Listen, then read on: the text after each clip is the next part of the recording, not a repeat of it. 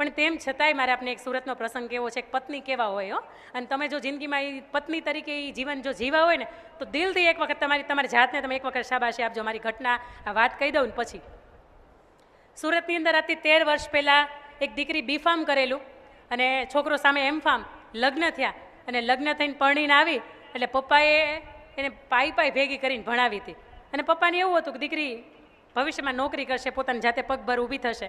પણ અહીંયા આવે એટલે સાસુબાઈ ના પાડી કે નોકરી નહીં થાય. હા, કંઈ વાંધો નહીં બા, તમે કહેશો એમ કરીશ, ઘરનું બધું કરવાનું છે. તમારી કરતાં ઓલી 2 મોટી છે ને એ કરે છે, તમે નાના છો નવાઈના નથી, તમારે કરવાનું છે.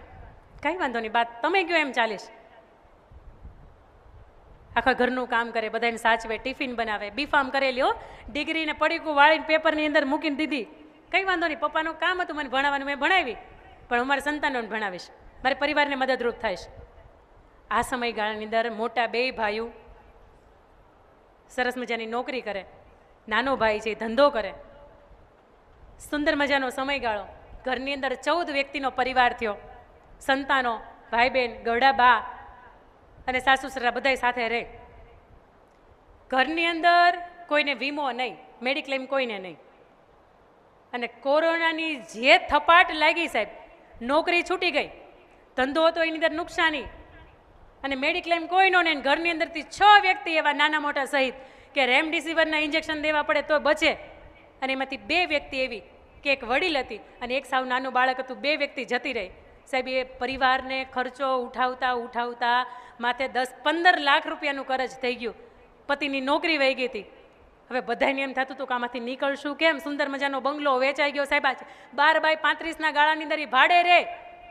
છતાંય પરિવાર આ સિચ્યુએશન આવીને છતાંય સાથે હતો.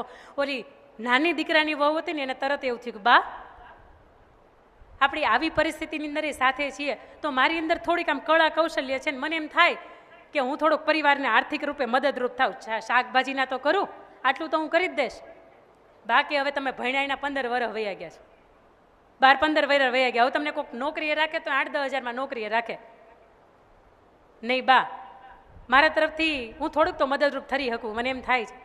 બા પણ જો એક વાત તમે સાંભળી લો, 2 વહુને મેં ઘરની બહાર નથી જવા દીધી એટલે તમારાથી ઘરની બહાર નહીં જવાય. તમે ઘરની અંદર રહીને કંઈક કરો, જે કરવું હોય.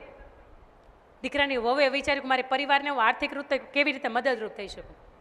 દીકરાની વહુને સૌથી પહેલો વિચાર આવ્યો કે પોતાને ચિત્રો બહુ સરસ મજાના દોરતા આવડે છે, પેઇન્ટિંગ દોરે જ્યારે પણ સમય મળે ત્યારે.